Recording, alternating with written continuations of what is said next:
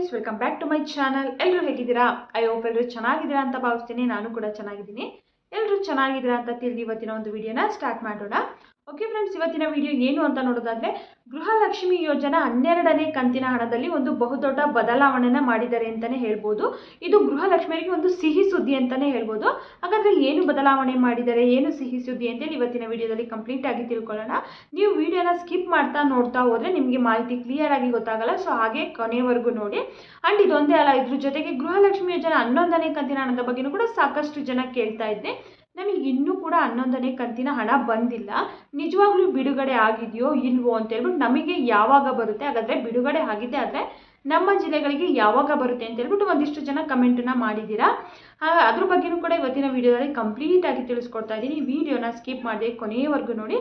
ಅದಕ್ಕಿಂತ ಮುಂಚೆ ನೀವೇನಾದರೂ ನನ್ನ ಚಾನಲ್ನ ಹೊಸದಾಗಿ ನೋಡ್ತಾ ಇದ್ದೀರಾ, ಸಬ್ಸ್ಕ್ರೈಬ್ ಮಾಡಿದೆ ಹಾಗೆ ನೋಡ್ತಾ ಇದ್ದೀರಾ ಅಂದರೆ ಪ್ಲೀಸ್ ಹರ್ಷಿತಾ ವ್ಲಾಗ್ಸ್ ಕನ್ನಡನ ಸಬ್ಸ್ಕ್ರೈಬ್ ಮಾಡ್ಕೊಳ್ಳಿ, ಹಾಗೆ ಪ್ಲೀಸ್ ಸಪೋರ್ಟ್ ಮಾಡಿ ಅಂತ ಕೇಳ್ತಾ ಇವತ್ತಿನ ಒಂದು ವಿಡಿಯೋನ ಸ್ಟಾರ್ಟ್ ಮಾಡ್ತಾ ಇದ್ದೀನಿ. ಮೊದಲನೇದಾಗಿ ಗೃಹಲಕ್ಷ್ಮಿ ಯೋಜನೆ 12ನೇ ಕಂತಿನ ಹಣದಲ್ಲಿ ಒಂದು ಬಹುದೊಡ್ಡ ಬದಲಾವಣೆ ಮಾಡಿದ್ದಾರೆ ಅಂತ ಹೇಳಿದೆ ಅಲ್ವಾ, ಆ ಬದಲಾವಣೆ ಏನು ಅಂತ ತಿಳಿಸ್ಕೊಡ್ತೀನಿ.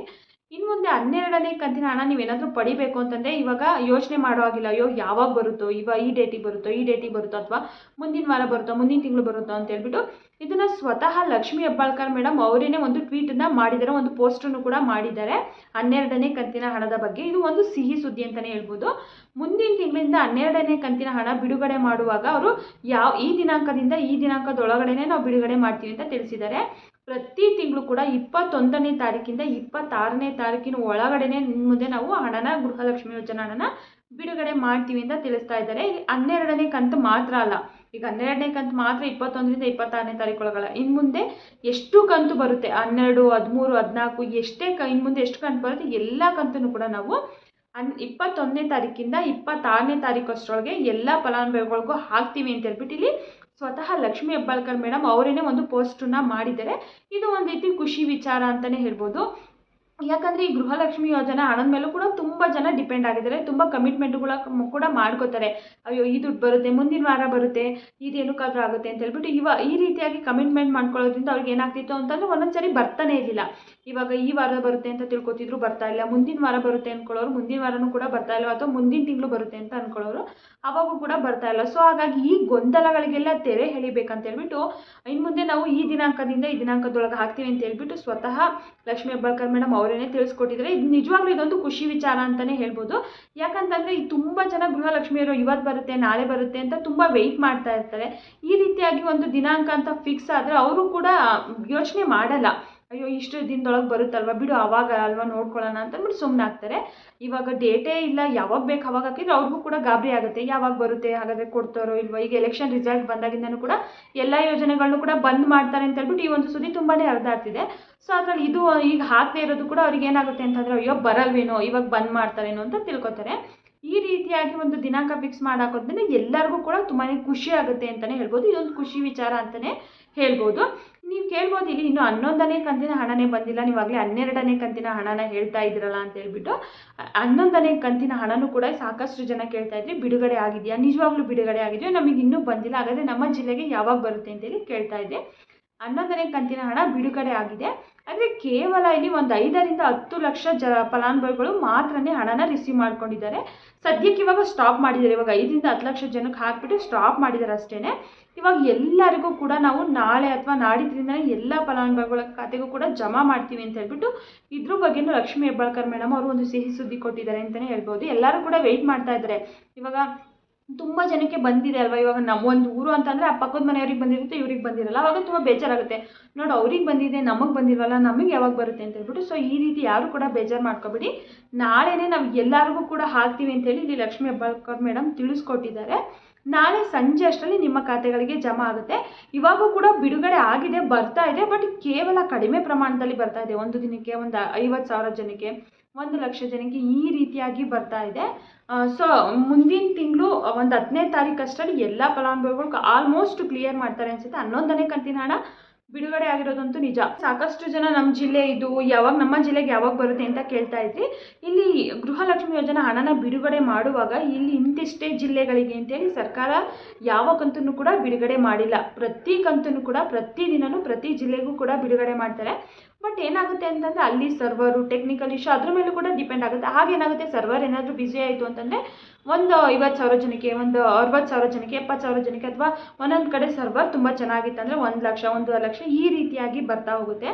ಫೈನಲ್ ಆಗಿ ಹೇಳೋದಾದರೆ 11ನೇ ಕಂತಿನ ಹಣ ಬಿಡುಗಡೆ ಆಗಿದೆ, ಎಲ್ಲರಿಗೂ ಕೂಡ ಬರ್ತಾ ಇದೆ. ಸ್ವಲ್ಪ ನಿಧಾನ ಆಗ್ತಾ ಇದೆ.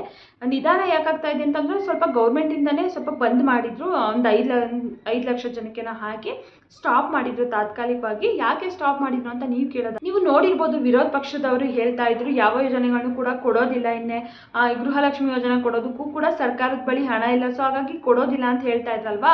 ಸೊ ಅವ್ರಿಗೆ ತಿಳಿಸೋದಕ್ಕೋಸ್ಕರ ಇವ್ರು ಏನು ಮಾಡಿದ್ದಾರೆ ಅಂತಂದರೆ ಒಂದು 5 ಲಕ್ಷ ಜನಕ್ಕಷ್ಟು ಫಲಾನುಭವಿಗಳಿಗೆ ಹಣನ ಹಾಕಿ ನೋಡಿ ನಾವು ಬಂದ್ ಮಾಡ್ತಾ ಇಲ್ಲ, ಸ್ಟಾಪ್ ಮಾಡ್ತಾ ಇಲ್ಲ, ಹಣ ಎಲ್ಲ ಫಲಾನುಭವಿಗಳಿಗೂ ಕೂಡ ಕೊಡ್ತಾ ಇದ್ದೀವಿ ಅಂತ ಹೇಳಿ ತಿಳಿಸೋದಕ್ಕೋಸ್ಕರ ಅವ್ರು ಏನು ಮಾಡಿದ್ದಾರೆ, ಸ್ಟಾರ್ಟಿಂಗ್ ಒಂದು 5ರಿಂದ 10 ಲಕ್ಷ ಜನ ಫಲಾನುಭವಿಗಳಿಗೆ ಒಂದು 2-3 ದಿನದಲ್ಲಿ ಹಾಕಿ ಇವಾಗ ತಾತ್ಕಾಲಿಕವಾಗಿ ಬಂದ್ ಮಾಡಿದ್ದಾರೆ ಅಷ್ಟೇ. ಇನ್ನೆಲ್ಲರಿಗೂ ಕೂಡ ನಾಳೆಯಿಂದನೇ ನಿಮ್ಮ ಖಾತೆಗಳಿಗೆ ಜಮಾ ಆಗುತ್ತೆ. ಆ್ಯಂಡ್ ಅದ್ರ ಜೊತೆಗೆ ಇಲ್ಲಿ ಸಾಕಷ್ಟು ಜನ ಫಲಾನುಭವಿಗಳಿಗೆ 11ನೇ ಕಂತಿನ ಹಣದಿಂದ ಬರೋದಿಲ್ಲ ಅಂತಲೂ ಕೂಡ ಸರ್ಕಾರದಿಂದನೇ ತುಂಬ ಸ್ಟ್ರಿಕ್ಟ್ ಆಗಿ ಹೇಳಿದ್ದಾರೆ. ಯಾಕೆ ಬರೋದಿಲ್ಲ ಅವರಿಗೆ ಹಾಗೆ ಅಂತ ಕೇಳೋದಾದರೆ, ನೀವು ಸರ್ಕಾರ ಗೃಹಲಕ್ಷ್ಮಿ ಯೋಜನಾ ಅಪ್ಲಿಕೇಶನ್ ಹಾಕೋದಕ್ಕೂ ಮೊದಲು ಒಂದಿಷ್ಟು ಕಂಡೀಷನ್ಸ್ನ ಹಾಕಿದ್ರು. ನೀವು IT ಕಟ್ತಾ ಇದ್ದೀರಾ ಅಥವಾ ಟ್ಯಾಕ್ಸ್ ಏನಾದರೂ ಕಟ್ತಾ ಇದ್ದೀರಾ ಅಂತಂದರೆ ನೀವು ಈ ಯೋಜನೆಗೆ ಅಪ್ಲಿಕೇಶನ್ ಹಾಕೋ ಹಾಗಿಲ್ಲ, ನೀವು ಎಲಿಜಿಬಲ್ ಇರೋದಿಲ್ಲ ಅಂತ ಹೇಳಿತ್ತು. ಆದರೂ ಕೂಡ ಇಲ್ಲಿ ಸಾಕಷ್ಟು ಜನ ಈ ಯೋಜನೆಗೆ ಅರ್ಜಿನ ಹಾಕಿದ್ದಾರೆ. ಇವಾಗ ಟ್ಯಾಕ್ಸ್ ಪೇ ಮಾಡ್ತಾ ಇದ್ದಾರೆ, IT ಪೇ ಮಾಡ್ತಾ ಇದ್ದಾರೆ ಅಂದರೂ ಕೂಡ ಗೃಹಲಕ್ಷ್ಮಿ ಹಣನ ಪಡ್ಕೊಂಡಿದ್ದಾರೆ, ಈ 10 ಕಂತವರೆಗೂ ಪಡ್ಕೊಂಡಿದ್ದಾರೆ. ಸೊ ಇನ್ನು ಮುಂದೆ ನಿಮಗೆ ಸಿಗೋದಿಲ್ಲ ಅಂತ ತಿಳಿಸ್ತಾ ಇದ್ದಾರೆ. ಇವಾಗ ಈ ಗೃಹಲಕ್ಷ್ಮಿ ಯೋಜನೆ ಹಣ ಪಡ್ಕೋತಾ ಇರ್ತೀರಲ್ವ, ನೀವು ವರ್ಕ್ ಮಾಡಿ ನೀವು IT ಕಟ್ತಿದ್ದೀರಾ ಅಂತಂದ್ರೂ ಕೂಡ ಈ ಯೋಜನೆ ಬರೋದಿಲ್ಲ.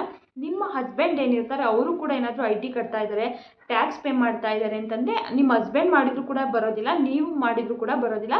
ಟೋಟಲ್ ಆಗಿ ಮನೆಯಲ್ಲಿ ಗಂಡ ಹೆಂಡತಿ ಯಾರು ಕೂಡ IT ಕಟ್ತಾ ಇರೋಂಗಿಲ್ಲ, ಅಂಥವ್ರು ಈ ಯೋಜನೆಗೆ ಎಲಿಜಿಬಲ್ ಇರಲ್ಲ ಅಂತಲೇ ಮೊದಲು ಕೂಡ ತುಂಬಾ ಸ್ಟ್ರಿಕ್ಟಾಗಿ ಹೇಳಿದರು. ಅಂದರೂ ಕೂಡ ತುಂಬ ಜನ ಅಪ್ಲಿಕೇಶನ್ ಹಾಕಿದಾರಂತೆ.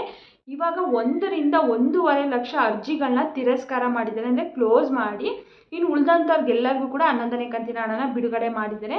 ನೀವು ಇವಾಗ ವೆಯ್ಟ್ ಮಾಡಿದರೆ, ಇವಾಗ 11ನೇ ಕಂತಿನ ಹಣ ಬಂದಿಲ್ಲದೆ ಇರೋರು ನಮಗೆ ಬಂದಿಲ್ವಲ್ಲ ಅಂತ ವೆಯ್ಟ್ ಮಾಡಿದರೆ ಖಂಡಿತವಾಗ್ಲೂ ಬರೋದಿಲ್ಲ. ಯಾರು ಟ್ಯಾಕ್ಸ್ ಪೇ ಮಾಡ್ತಾ ಇರ್ತಾರೆ ಮತ್ತು IT ಪೇ ಮಾಡ್ತಾ ಇರ್ತಾರೆ ಅವ್ರಿಗೆ ಮಾತ್ರನೇ ವೆಯ್ಟ್ ಮಾಡಿದ್ರು ಕೂಡ ನಿಮಗೆ ಇನ್ನು ಮುಂದೆ ಸಿಗೋದಿಲ್ಲ. ಗೃಹಲಕ್ಷ್ಮಿ ಯೋಜನಾ ಹಣ ಏನು ಬರ್ತಾ ಇದೆ ಅದು ಸಿಗೋದಿಲ್ಲ. ನಿಮ್ಮ ರೇಷನ್ ಕಾರ್ಡಿಗೇನು ಕೂಡ ಪ್ರಾಬ್ಲಮ್ ಆಗಲ್ಲ, ಬಟ್ ನಿಮಗೆ ಗೃಹಲಕ್ಷ್ಮಿ ಯೋಜನಾ ಹಣ ಸಿಗೋದಿಲ್ಲ ಅಂತ ಹೇಳ್ಬಿಟ್ಟು ಇಲ್ಲಿ ಸರ್ಕಾರದಿಂದ ತುಂಬಾ ಸ್ಟ್ರಿಕ್ಟಾಗಿ ಹೇಳಿದ್ದಾರೆ. ಇದಕ್ಕೂ ಕೂಡ ಸಾಕಷ್ಟು ಬಾರಿ ಹೇಳಿದರು, ಯಾರು ಕಟ್ಟಬೇಡಿ, ಈ ರೀತಿಯಾಗಿ ದಂಡ ವಿಧಿಸ್ತೀವಿ, ನೀವೇನು ಅಮೌಂಟ್ ತೊಗೊಂಡಿರ್ತೀರ ಅದು ಫುಲ್ ಕಟ್ಟಿಸ್ಕೊತೀವಿ ಮತ್ತು ಅದ್ರ ಮೇಲೆ ದಂಡನೂ ಕೂಡ ವಿಧಿಸ್ತೀವಿ ಅಂತ ಹೇಳ್ಬಿಟ್ಟು ಸಾಕಷ್ಟು ರೂಲ್ಸ್ಗಳನ್ನ ಹೇಳಿದರು. ಬಟ್ ಇವಾಗ ಅದ್ರ ಬಗ್ಗೆ ಯಾವುದೇ ರೀತಿ ಮಾಹಿತಿ ಕೊಟ್ಟಿಲ್ಲ. ಸದ್ಯಕ್ಕೆ ನಿಮಗೆ ಇನ್ನು ಮುಂದೆ 11ನೇ ಕಂತು 12ನೇ ಕಂತಿಂದ ಯಾವ ಹಣನೂ ಕೂಡ ಸಿಗೋದಿಲ್ಲ ಅಂತ ಹೇಳ್ಬಿಟ್ಟು ಇಲ್ಲಿ ತಿಳಿಸ್ತಾ ಇದ್ದಾರೆ. ಇವಾಗ 10 ಕಂತನ್ನ ಪಡ್ಕೊಂಡಿದ್ದೀರಾ ಅಂತಂದರೆ ಏನೂ ಪ್ರಾಬ್ಲಮ್ ಇಲ್ಲ, ಇನ್ನು ಮುಂದೆ ಖಂಡಿತವಾಗ್ಲೂ ಸಿಗೋದಿಲ್ಲ. ಇದೊಂದು ಬ್ಯಾಡ್ ನ್ಯೂಸ್ ಅಂತಲೇ ಹೇಳ್ಬೋದು. ಇಷ್ಟು ದಿನ ತೊಗೊಂಡು ಇನ್ನು ಮುಂದೆ ಬರಲ್ವಲ್ಲ ಅಂತಂದರೆ ನಿಜವಾಗ್ಲೂ ಯಾರಿಗಾದರೂ ಕೂಡ ಬೇಜಾರಾಗಿ ಆಗುತ್ತೆ. ಬಟ್ ಅವ್ರು ಮೊದಲೇ ಹೇಳಿದ್ರಲ್ವ ಹಾಕಬೇಡಿ ಅಂತ, ಹಾಕಲೇ ಇಲ್ಲ ಅಂತಂದಿದ್ರೆ ಏನೂ ಪ್ರಾಬ್ಲಮ್ ಆಗ್ತಾ ಇರಲಿಲ್ಲ. ಇವಾಗ ಇಷ್ಟು ದಿನ ತೊಗೊಂಡು ಇನ್ನು ಮುಂದೆ ಸಿಗೋಲ್ಲ ಅಂದರೆ ಖಂಡಿತವಾಗ್ಲೂ ಬೇಜಾರಾಗುತ್ತೆ. ಬೇಜಾರು ಮಾಡ್ಕೋಬೇಡಿ ಅಂತ ಹೇಳ್ತಾ, ಐ ಹೋಪ್ ಇವತ್ತಿನ ಮಾಹಿತಿ ಎಲ್ಲ ಕ್ಲಿಯರಾಗಿ ಗೊತ್ತಾಗಿದೆ ಅಂತ ಅನ್ಕೋತೀನಿ. 11ನೇ ಕಂತಿನ ಹಣಕ್ಕೂ ವೆಯ್ಟ್ ಮಾಡ್ತಿರೋರು ಯಾರು ಕೂಡ ಬೇಜಾರಾಗಬೇಡಿ. ಅವ್ರಿಗೂ ಕೂಡ ನಿಮಗೆ ಇನ್ನೇನು ಮುಂದಿನ ತಿಂಗಳು 10ನೇ ತಾರೀಕು ಅಷ್ಟರಲ್ಲಿ ಎಲ್ಲ ಹಣನೂ ಕ್ಲಿಯರ್ ಮಾಡ್ತೀವಿ ಅಂತಲೂ ಕೂಡ ತಿಳಿಸ್ಕೊಟ್ಟಿದ್ದಾರೆ. ಐ ಹೋಪ್ ಇವತ್ತಿನ ಮಾಹಿತಿ ಎಲ್ಲರಿಗೂ ಕೂಡ ಕ್ಲಿಯರಾಗಿ ಗೊತ್ತಾಗಿದೆ ಅಂತ ಅನ್ಕೋತೀನಿ. ಈ ಮಾಹಿತಿ ಇಷ್ಟ ಆಗಿದೆ, ನೀವಿನ್ನೂ ನನ್ನ ಚಾನಲ್ನ ಸಬ್ಸ್ಕ್ರೈಬ್ ಮಾಡಿ ಹಾಗೆ ನೋಡ್ತಾ ಇದ್ದೀರಾ ಅಂದರೆ ಪ್ಲೀಸ್ ಅರ್ಷಿತಾ ವ್ಲಾಗ್ಸ್ ಕನ್ನಡನ ಸಬ್ಸ್ಕ್ರೈಬ್ ಮಾಡ್ಕೊಳ್ಳಿ, ಹಾಗೆ ಪ್ಲೀಸ್ ಸಪೋರ್ಟ್ ಮಾಡಿ ಅಂತ ಕೇಳ್ತಾ ಇವತ್ತಿನ ಒಂದು ವಿಡಿಯೋನ ಇಲ್ಲಿಗೆ ಏನು ಮಾಡ್ತಾ ಇದ್ದೀನಿ. ನೆಕ್ಸ್ಟ್ ಏನೇ ಅಪ್ಡೇಟ್ ಇದ್ದರೂ ಕೂಡ ನಾನು ನೆಕ್ಸ್ಟ್ ವಿಡಿಯೋದಲ್ಲಿ ಖಂಡಿತವಾಗ್ಲೂ ತಿಳಿಸ್ಕೊಡ್ತೀನಿ. ನಿಮಗೆ ಏನೇ ಡೌಟ್ ಇದ್ದರೂ ಕೂಡ ಪ್ಲೀಸ್ ಕಮೆಂಟ್ ಮಾಡಿ ಅಂತ ಕೇಳ್ತಾ ಈ ವಿಡಿಯೋನ ಇಲ್ಲಿಗೆ ಏನು ಮಾಡ್ತಾ ಇದ್ದೀನಿ.